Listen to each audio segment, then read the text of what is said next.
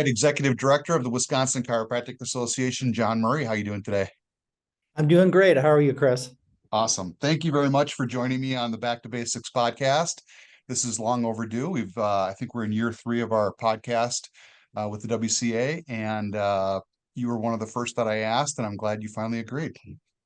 Well, thanks for having me, and you've had some great guests on so far. So, Yeah, we have had some great guests, so I would encourage anyone that wants to hear some historical views of chiropractic in the state of Wisconsin. We've had a lot of great chiropractors that have been practicing for quite some time, and we've had some newer doctors too. So a lot of great insight for students and for, let's just say, seasoned practitioners like myself. So yeah. let's talk about you a little bit, John. So a lot of people aren't aware of your full background. You became the executive director a number of years ago, and you had quite a political journey up to that point. So why don't you take us through that? So as I was thinking about this, Chris, probably the starting point is, born in Milwaukee, raised in Green Bay, Wisconsin, and had the opportunity to go to the University of Wisconsin. And we've actually talked about this. You and I overlapped there, never ran into each other, but went to school roughly at the same time. So Literally lived on the same street and never knew each other. Yeah, never, but when there's 60,000 students there. But you really, as you know, had a great opportunity to get a great education and experience. It's a wonderful university, and it just opened my eyes to so many things. Graduated with a bachelor's in political science and economics. But even before I graduated, I started working up at the state capitol as a messenger, a page, if you will. And that was a great experience to kind of get acclimated to the culture of state capitol, learn a lot about the politics and kind of how things work, and then made the decision to apply for a staff position and got a staff position after I graduated. Actually working for a freshman state representative from the Hudson area, Representative Sheila Harsdorf, who then went on to become Ag Secretary under Walker. And so she was my first job, and learned a lot. Had a variety of staff jobs up at the state capitol. Learned the ropes, learned how to do everything from constituent work, writing, drafting legislation, communications, just the full range of kind of skills that I think not only set me up for success later on in jobs, but just to be able to just learn those basic skills of communication verbally, and just the nuances of interpersonal communication was really important. And then so I had I call that my first tour of duty. And then had the opportunity to go out to Washington, D.C., work for Congressman Paul Ryan, actually worked on his campaign, and had the opportunity to go work out on Capitol Hill, which is, anybody knows, is an awesome experience. And just be prepared to not live very well, because it's a very expensive city. And it's even though you make pretty good money, it's just a very expensive city. But got great experience, working as a congressional staffer. Then my wife and I moved up to Annapolis, Maryland, and had the opportunity to work for the governor of Maryland, Governor Robert Ehrlich. Really opened my eyes to kind of the culture of a different state, very different East Coast states versus the Midwest, but still a very good experience. And then kind of got the call from home that we'd like you to come back. And I ended up working on Dale Schultz's congressional race when he ran a number of years ago against Ronkind. He did not win, but he ran for state Senate majority leader because he was still a state senator. And he asked me if I would consider moving back to Wisconsin to be his chief of staff in the state Senate, which I did, and had my wife come back with me. And that was kind of my second tour of duty, and then worked for a number of years for him, worked for Speaker Mike Hipsch, worked for Governor Walker in his administration, and then had the opportunity to get interviewed by a great organization, the Wisconsin Chiropractic Association. And ironically, my 13th year will be next week. And Dr. Gian Yellen Shearing always sends me a text message reminding me, saying, congratulations on making it another year as executive director. So there's a lot in, basically the past however many years of my professional life crammed in. Took a little stop, I would say, along the way to be a local elected official in Sun Prairie. And I want to mention that because I think that was really great experience in terms of just, I had always been the advisor to other policymakers. It was my chance to kind of be, the politician, the policymaker.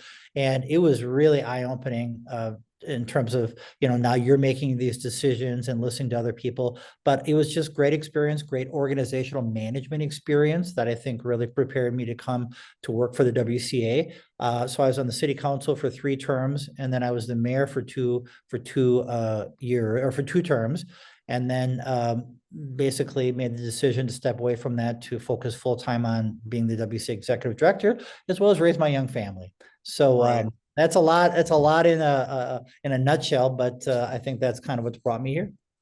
So back to the Washington DC days. So you weren't just out there for a couple of months. You were out there for a number of years, right?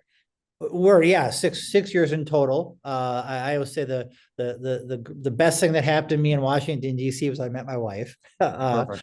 And but really, had kind of got the experience. Worked for the National Republican Congressional Committee for a while. And so I got the full, other than never worked in like a presidential administration because it was during Bush. Got kind of a full range. And really enjoyed, living up in Annapolis, to where my wife and I got married, and so there's kind of a little connection there. But I think it's really important that you get that perspective. I'm not saying that people that stay in their home state that they don't have that perspective, but I will tell you that the world looks very different from Washington D.C. And then when you come back and then you see that perspective, and it's really all about perspective and experience. And I was very glad I had that experience. Gotcha. And I know that politics is something that you kind of nerd out on. I do. So I get to observe that. And you do a great amount of lobbying efforts for the WCA. So you still get your fill of politics. So that's great. But we'll touch on that a little bit later. Yeah. Before I get into the WCA, let's just say someone wants to get into politics. Mhm. What would your recommendation be regarding career in politics? So it's kind of interesting. I've been having that conversation with one of my sons, who's a political science major at the University Madison, and I'm kind of trying to let him kind of have his own journey. But I said, just kind of think about what you're looking for. Not that you need to make those decisions now, but I would say don't let the hyper partisanship of politics that is seeping through deter you from getting involved in politics. And whether you get involved, I got involved in interest politics not just because I was a page, but Ronald Reagan was that that leader that I'm like, that's really interesting. And he, think what you want about Ronald Reagan. He has his detractors and he has his fans, but that was a formative influence on me, not just from that's the type of president that attracted me as an 18-year-old. That was who I voted for my first time. So what I tell my son, and I would tell other people, think about what's influencing you. And that's okay, because what's influencing you right now, may not be what influences you 5 or 20 years from now, but kind of follow your passion. Go work for a think tank or a lobbying firm or a legislator or whatever that really fits with your passion. And because now that's the time to do it, when you're young and you can do it before you got a mortgage to pay. And so that's what I would tell them, think about what interests you, doesn't matter what it is, the environment, healthcare, whatever, outdoor, hunting issues, and find some opportunity to get some more experience in that area and dip your finger in, into your toe into that pond and see if that works. And then if it is, then see if you can, move on. And then at some point, then you need to start making decisions, because you can't stay a generalist. It's probably similar in chiropractic where, you kind of need to have some specialty a little bit. And so that's what happens if you stay. There's kind of a joke that in Washington, if you stay 5, you stay 20. I stayed 6, so I guess I was right on the cusp. But same thing in the state capitol. Generally, people that get involved, if they stay 2 to 4 years, they make a career of it because they have found their niche and they figured out what they want to do, or they just find it's not for them. And so that's what I tell people, kind of get some experiences, go be a page, maybe go do a summer internship with a legislator, or go work for a think tank or an advocacy group and just kind of see if it's something that interests you. And then from there, you can make, you can make some other decisions. Gotcha.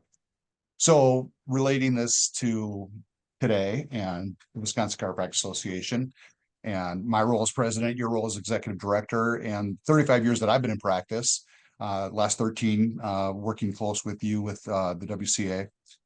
The WCA has always had some presence at the Capitol in Madison, some years more so than others.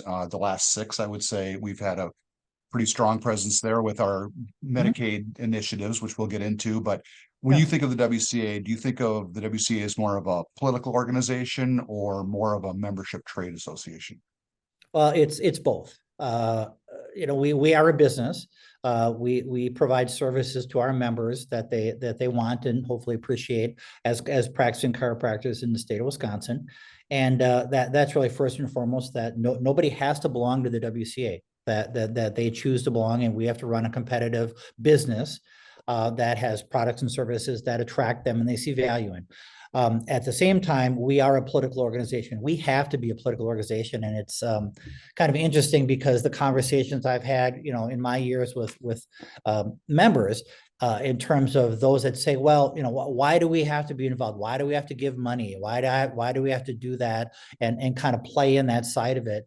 Why don't our policy positions and the strength of our policy arguments carry the day? And it's a great question. It's a legitimate question.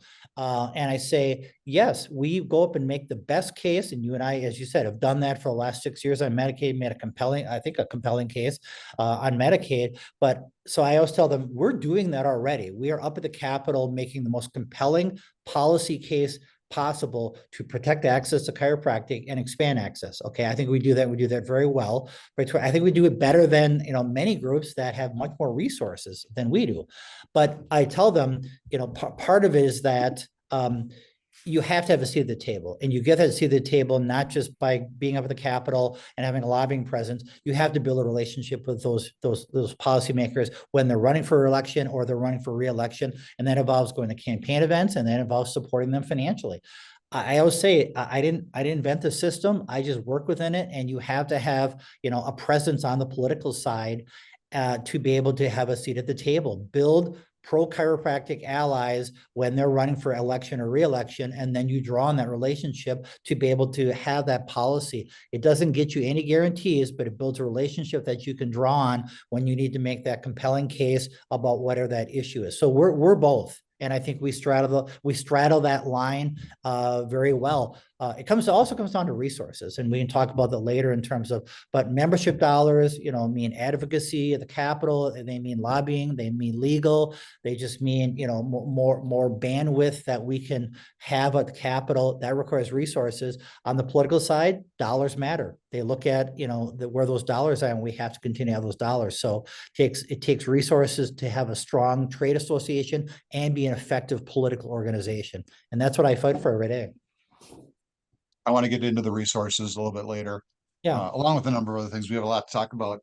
At the WCA, we have a number of different committees. We have membership committee, we have education committee, we have policy, or we have insurance advocacy committee. We have a policy steering committee, which would also function as our government affairs committee. We have great members that have a lot of great ideas on policy and policy change. So if you're not on our policy steering committee and you have a great idea, what's the best way to bring that to our attention? Well, I think there's a variety of ways that you can have input.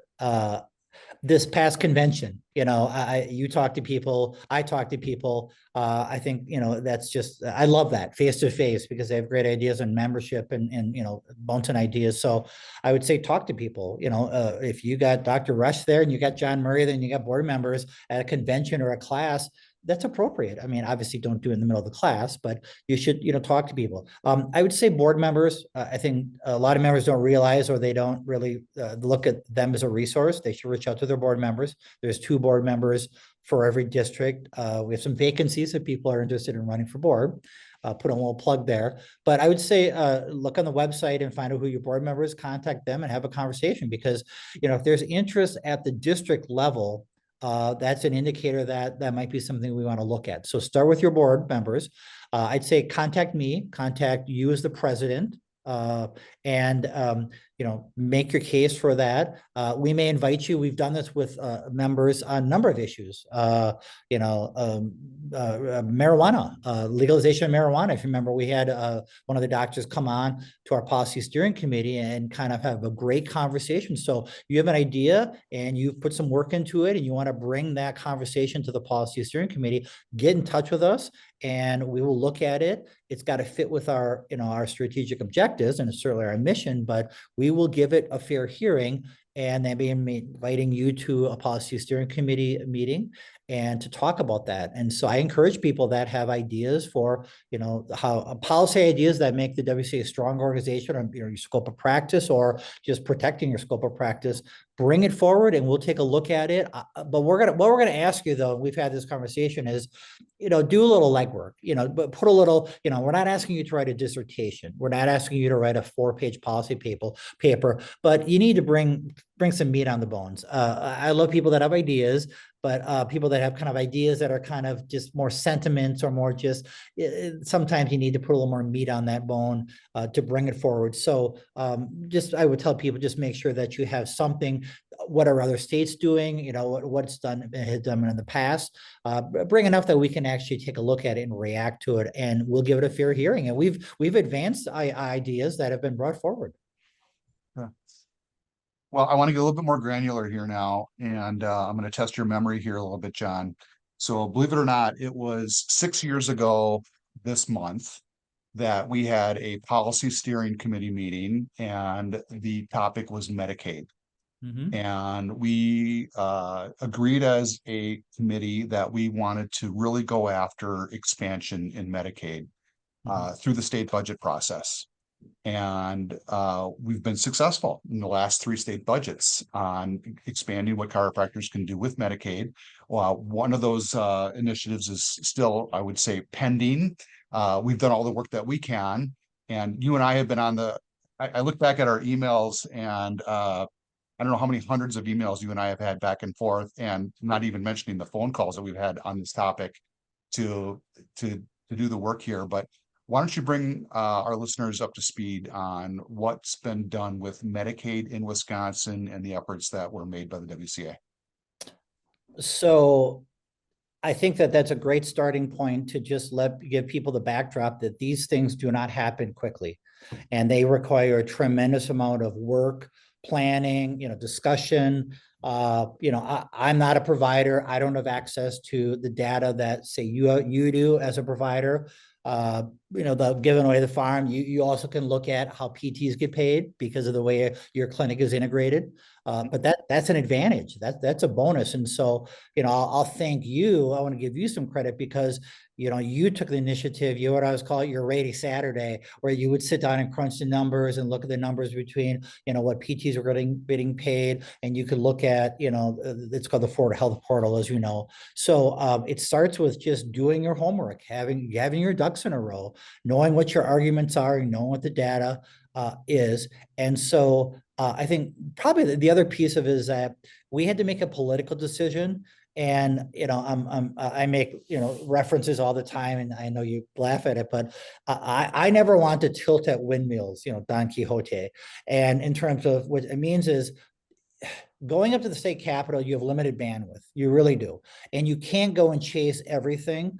And there's times when you're like, you know what, we may fight the fight. We're not going to win, but we still got to fight the fight. This is one where I think we knew we had a kind of a fighter's chance of getting something done because of the political dynamics. Looking at Medicaid, as it relates to chiropractic, it doesn't bring in the insurers per se. It doesn't bring in the hospitals. It doesn't really bring in other provider groups because they don't really see us eating their lunch. And I think we knew that our biggest challenge was going to be to make a coherent policy and clinical case, and also convincing Republicans who control the legislature that they should invest the money in Medicaid, that there was a good investment. And so we kind of made a political decision that this was winnable. This was actually something we could get done that actually would provide expanded access to care for Medicaid patients and increase reimbursements, which I think was kind of the trifecta of things at a state association. Would it be nice to go for some type of huge insurance equality?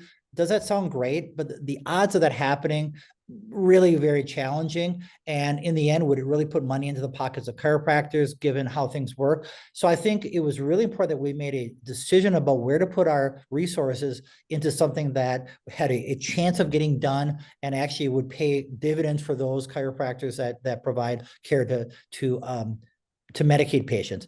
I'll hit the three budgets real quickly because I know we want to be careful. The first budget, we took a swing at I think payment parity. We took a swing at increasing reimbursement on manipulation. And then we also looked at expansion. And I think we probably learned the lesson that was probably too much. That was, kind of throwing the whole apple at them. And what we got in that budget was an increase in spinal manipulation under Medicaid. I think we pegged it at 70%.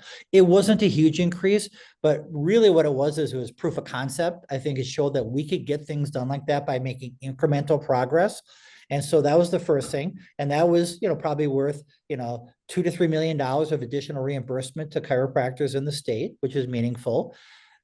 The second budget, we took a swing at payment parity. And that was where you and I were literally sitting and looking at code lists and, trying to figure out, could we tie it to, to PT, and PTs use different codes.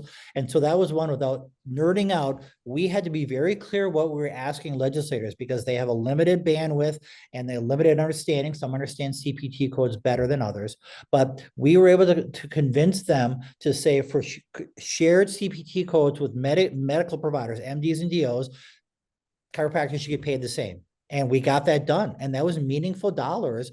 I think you went from like $19 for an exam to like 60 something. Meaningful. That was like $4.5 million additional investment, and reimbursement. And so payment parity was a nice win. Yeah, for clarity purposes, like you said, we went from $19 to equal reimbursement for what a medical doctor or an osteopath receives for an initial examination and x-rays. Yeah. So that was real dollars. Field. Yeah, real dollars that put in. It did get the attention of the insurers. We have to tell that because they're looking at that going, ooh, chiropractors just got payment parity within Medicaid. Are they going to come back and push for payment parity in commercial plans? And my answer was, maybe. I mean, I wasn't going to give away the ghost. I was going to say maybe. I mean, And so this last budget was a little more challenging given the political dynamics, but we pushed for expansion. And people that are maybe not Medicaid providers know that chiropractors are pretty much limited to spinal and then other services, but they can't do extremities and they couldn't use therapies. And we made a compelling case. I think we put together the operation pictogram or infographic that showed where, if you remember the game Operation, it had kind of the human body and it showed what chiropractors could treat versus what PTs could treat. And it was something that was very simple to understand. And we showed it to legislators and staff and they're like, I didn't know that. And that was just a little trick that I learned, that the more visual you can be and the simpler you can keep it, the more efficient your time is going to be with legislators. And so we were able to get that done despite some real ups and downs and just the whole political dynamics of the budget. But that was only the state piece. And we can talk a little bit more about what's going on, but that was the 40% that the state funds for Medicaid, and that directed the state Medicaid office to then get approval through the Centers for Medicare and Medicaid to get the rest of it, and the 60% that comes to the federal government. And we are waiting on that approval. We're still optimistic that that's going to get approved, but if that get approved, that would be another big win that would expand not just your clinical toolbox, but increase your reimbursement for the work you do with Medicaid patients. Yeah, and if I could just kind of expand upon that, one thing I learned in the process of going to the Capitol as many times as we did over those 3 different budget cycles, which is 6 years, is how little a lot of the legislators knew about what chiropractors were approved to treat. We had to let them know that this was not a scope expansion as far as what we do with commercial policies. Everything we were asking for, we were already approved to do. It's just a matter of that in the Medicaid world, and very similar to Medicare, we only get reimbursed for spinal manipulation adjustments. And we looked at physical therapists and so many procedures that they can do and get reimbursed. If a Medicaid recipient wanted to choose a chiropractor as their provider for those procedures, we thought that was only fair. And we convince them, and we've done everything that we can do within the state. So that's, our work is done. So now we're just waiting on the federal level. And I don't want to belabor it, but the clinical argument, we should always lead with the clinical argument, which is how does this help patients get better faster and keep them away from prescriptions, opioids, surgeries? Not saying those things aren't appropriate at some point, but legislators, when you talk about, well, why is this important? Why is this just about putting more money in the chiropractor's pocket? Well, we shouldn't shy away from compensation because it's a fair issue. But I think, and I want to thank you and others that came down to talk about clinically, how does this work? How does access to this actually help keep those patients away from more expensive and potentially risky solutions for those problems? And that's very compelling given all the work that legislators have done on opioid, reduction and things like that. And so the clinical case was very important. The budget case and the numbers, the crunching that we did with Fiscal Bureau. And again, you got a look into that process, which is you got to get your numbers right, and you got to have, sign off. Then you got to get, your authors and your advocates. I mean, there's a lot that goes into the soup. And then that soup sometimes comes to a boil. And then, again, I won't bore people, but there were some real ups and downs at the end. We were in, we were out, we were back in, and it was pretty nerve-wracking, but in the end, it was a great result. Now, we just got to cross our fingers that the Centers for Medicare and Medicaid sees the value of this. And we put our best foot forward, as you said, Chris, and I think that's all we can do. And I think our members, should know we're going to keep fighting. And when hopefully it gets approved, you're going to be the first to hear it from us that now here's the date that you can now treat Medicaid patients, for extremities and use therapies. Obviously, it's got to be medically necessary, but we think there'd be a great win. Yeah, I wish some of our listeners could have witnessed the eve of the budget passing last year in July of you calling me, calling back, calling back, calling back. We're in. Oh, looks like we're out. Now, looks like we're back in, and now we're back out. So it was quite the teeter totter, but it was again, what was driving that, at the risk of nerding out, was, the basically Congress and the Trump administration had passed policy that basically tamped down on this hospital tax issue. States that were using the hospital tax to kind of grab more, I don't say grab, to bring in more Medicaid dollars, and they capped that. And Wisconsin increased it in the budget, for some policy and budget reasons, and we're trying to beat that deadline, because if they pass the budget after that deadline, they would have lost the ability to raise that hospital tax. And so in a way, we benefited from a macro political issue. And I'm not going to say, it's better to be lucky than good, because we did a lot of work and we positioned ourselves. I mean, what do they say? Fortune favors, luck favors the fortune, what's the term is. But had we not done all of our work and put maximum effort into it and fought, ran through the finish line, I don't think we could have taken advantage of the macro politics that allowed our budget provision and a number of provisions to get in. But yeah, it was a bit nerve-wracking, but I'm glad it was a positive answer, because a lot of people put a lot of work into that, and they should be proud of that. Yeah. It will significantly change the way chiropractic is delivered to Medicaid patients in the state of Wisconsin. There's no doubt about that. There's only one other state in the country that has approval for extremity and modalities and exercise instruction that chiropractors will get reimbursed. There are some states that, very few states that are modality and therapy only. And there's, I believe, one other state that has adjustments of the extremities. But yeah, Wisconsin will be, I believe, the second state to have both if we get the federal approval that we're looking for. And people are looking, and they're asking questions about, how we did it. And I would just tell them there's no silver bullet. It's just hard work. It is just dotting your I's and crossing your T's. It's thinking about everything throughout that process. And there's states that are losing ground on Medicaid, and it's unfortunate. So we should be very thankful that we're able to make, even good marginal gains. I will never sit there and tell people that that's going to, really change your practice. But again, it's about hitting singles and doubles consistently up at the state capitol, protecting that scope and gaining where you can.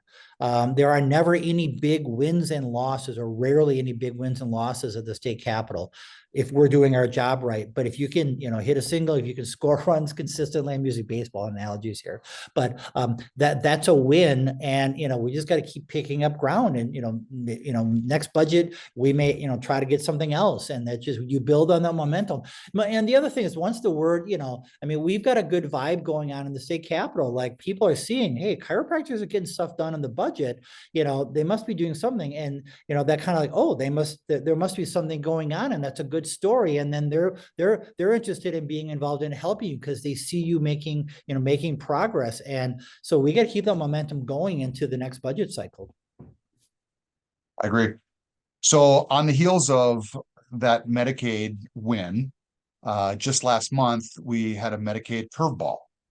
And I'll call it a curveball, but basically the Wisconsin, the Medicaid office in Wisconsin made some efforts to impose new pre-authorization requirements affecting chiropractors. Can you talk a little bit about that?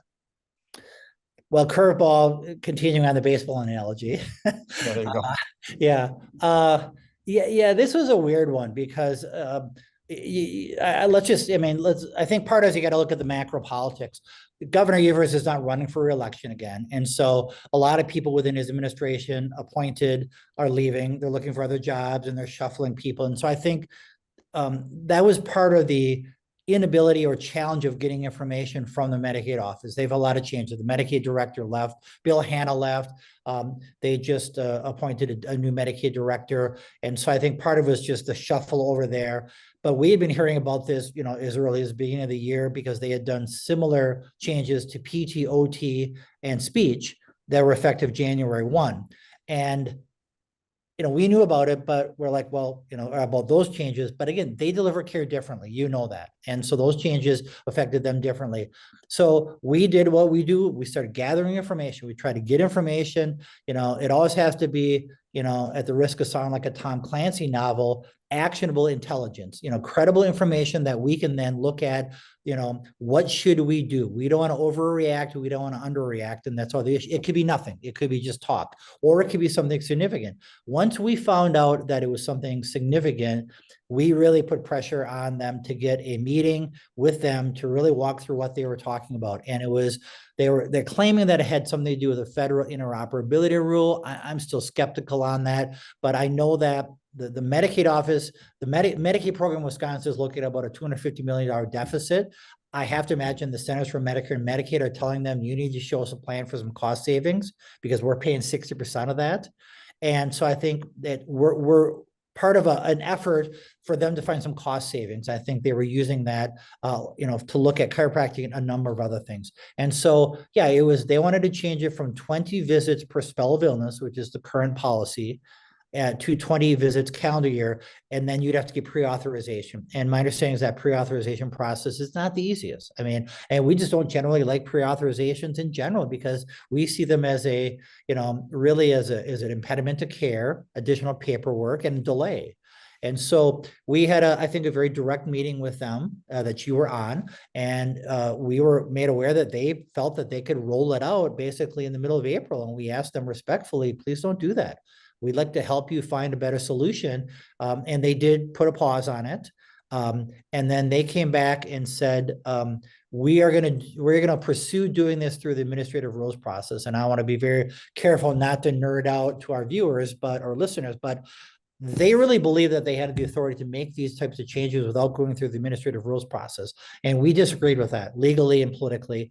And that's the process that you have to go through to make these types of changes that are consistent with statutory and budgetary authority, but allows for more stakeholder input. And I think that that's where they were kind of pushing the envelope, maybe legally, in terms of thinking they could do this.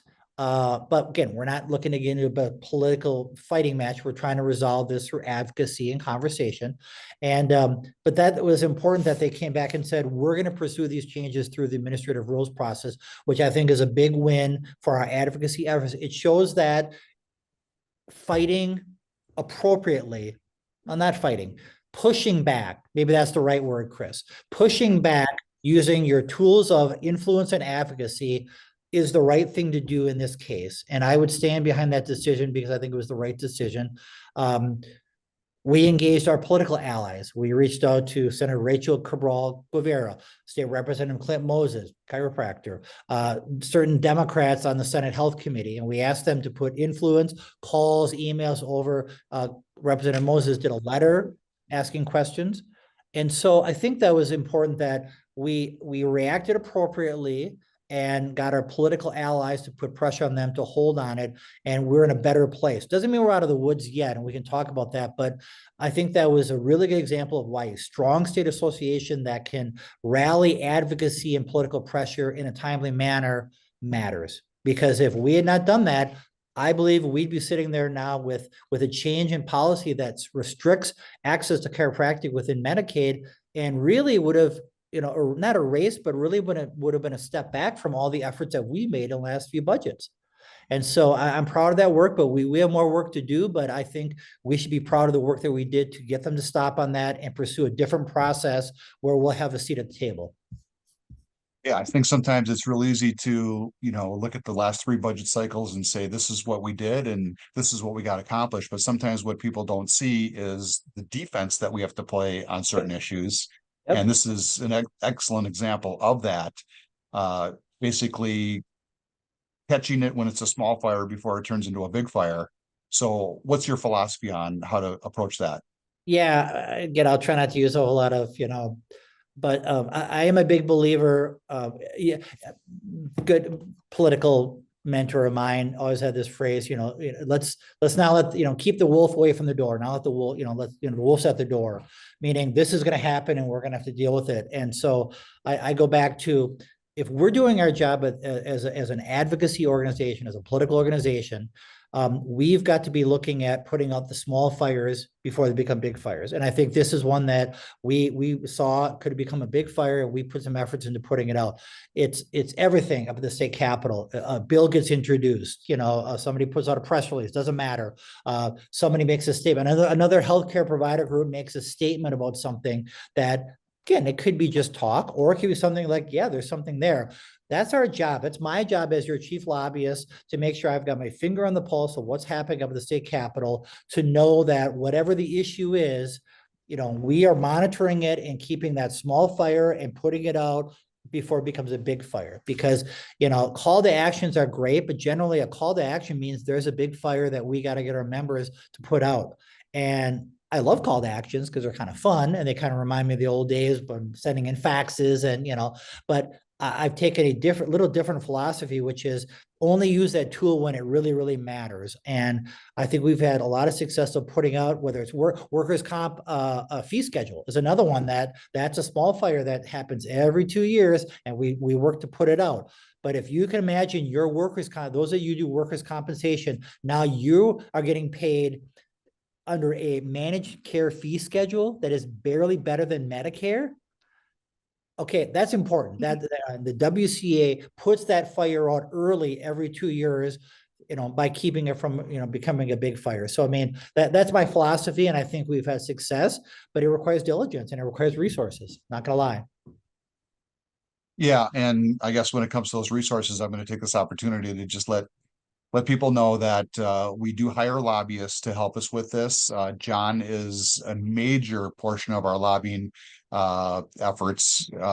So that's an internal mechanism we have right within the WCA to have John have this experience and his ability to lobby. And I've seen it up close and personal at the Capitol. I'm probably going to embarrass you a little bit, but John, you do a great job. You have an excellent reputation at the Capitol. I've never seen a situation where we weren't allowed to open door policy where, our legislators bring you in and listen to what you have to say, and they listen intently. So it's very impressive to see that work. But we also hire lobbyists, and that does cost money. So, I'm not, short of a commercial here, but our Chiro Strong efforts, they matter. So there's a way to donate to Chiro Strong, and if you could get on the WCA website to do that, we would appreciate that. We had a campaign in 2025. We call it 25 and 25. If you could donate $25 a month to the Chiro Strong effort, that would be very much appreciated. And that money goes right to initiatives at the Capitol. That does not go to any benefits at the WCA. It's all going right to the Capitol in our political initiatives. So I guess enough about that. So unless you have anything to add to that, John. Well, I mean, we could talk about a little bit. We're gonna do a little preview of the elections a little bit later, and yeah, we can talk about it a little bit later. But I don't want to gloss over, since we're embarrassing each other.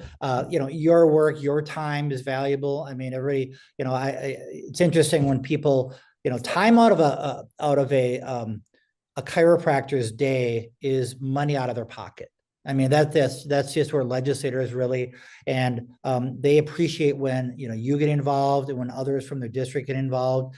But, there's other resources too. I mean, the communication resources, yes, do I write a lot of the content, but we have a marketing consultant that helps us put together really good communication materials out to our members and, to legislators. And so again, it just comes down to resources. I mean, we're never going to have the budget of, General Motors or the hospital association, but we're going to do the best we can with the dollars you give us to be that voice of chiropractic up at the Capitol and with our members. And it takes resources to do that. But we can talk about the political side a little bit more. I want to save that as a teaser towards the end, because 2026 is one of the most fascinating elections that I think the state's going to see in a long time. So let's save that for the end. How about that? All right, sounds good. Well, I'll tell you what, I think we are getting close to wrapping up here. So Okay. we can escalate this right to again, we use the word nerd a couple of times here, but sometimes in our political steering or policy steering committee meetings, John, you get a little bit deep into the weeds of who's out there and who's running and who are the favorites. So why don't you give us a preview of your Yeah. 2026 election analysis? Well, I'll start with the hyper political atmosphere that we have in this country. Love it, hate it, indifferent. It is one of the most hyper partisan atmospheres in our history. So to the degree that state elections in Wisconsin are going to be nationalized, that national issues are going to affect state elections in Wisconsin, that's a no-brainer. There's no question that there's national influences on kind of the thinking and the thoughts and the voting behavior. What those specific things are going to be, we're in May. September, October, November is a world away in politics, so who knows what the world will look like. But that's the first thing. You're going to have a national imprint on these elections. It's the first open governor's race in a very long time. Beavers is not running, so you have an open governor's race. Congressman Tiffany has pretty much locked up the Republican nomination. The Democrats have a huge field, and that's going to get sorted out in August. So the governor's race is going to be kind of the big, probably the big ticket, top of the ticket. You're going to have a number of congressional seats in play. The third and the first, Van Orton and Style, are going to be, in play. Just because of a lot of factors. And then the legislature, the state Senate is pretty much looking like it's going to flip to the Democrats because of retirements and because of the maps. And so we'll be watching that very closely. And the Assembly, which I would have said was probably a lock or at least a strong lean to stay a Republican, is looking a little bit more and more play because a lot of retirements. Just saw another retirement today in a swing district. And so I think both houses of the legislature are going to be up for control, partisan control, which means we've got to be kind of agnostic and we got to support pro-chiropractic candidates of both parties, because come January of next year, we need to still have that seat at the table. And we'll talk a little bit more. The filing deadline for nomination papers is coming up in June. And at that point, then you'll know who's on the ballot. And then you'll have the primaries in August. So we'll have a couple of checkpoints here where maybe we can do a follow-up, podcast to kind of talk about the political dynamics. But I think the bottom line is it's a very fluid political situation, but that also means there's opportunities for the WCA to be able to support those pro-chiropractic legislators that are maybe going to be running in tough seats, Clint Moses being one, and then other open seats where we're going to have a conversation with those candidates about whether they support chiropractic, and we could potentially build some new allies that then we have to work with next session.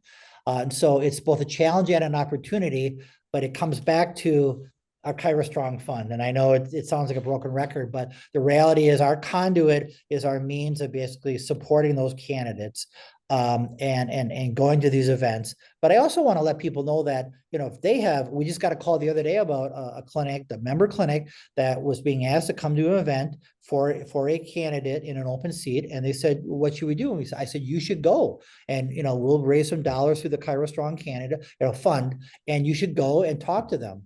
Same thing with the governor's race. If you're getting asked to go to events for candidates, you should go to that event. They're generally low dollar events that you could go to, and you can get to know them. You can talk about chiropractic, and you don't have to be an expert. Just have a presence. Just show, hey, I'm a chiropractor. I'm a member of the WCA. Here's what's happening in my clinic. How do you feel about it? And that's where we kind of have this trickle effect of presence until the field is clear, and then we make some bigger decisions about, okay, some dollars, into the bigger races. And so let me know, contact me if you have a relationship or you're being asked to support an event, and we'll talk about it and see if it makes sense, because here's our chance to kind of build that footprint and influence of chiropractic at a time when they're asking us for money. And that's a great opportunity to have that conversation. That's how politics works. Perfect.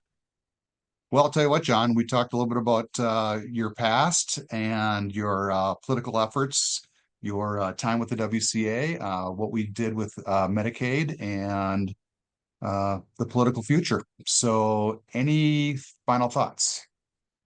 Well, I would say I really enjoy. I still consider it to be a pleasure and a privilege to be the executive director. I learn things every day, not just from a standpoint of a chiropractic, but just politically and organizationally. And so I want to thank you, Chris, for your service as president. I've really enjoyed working with you.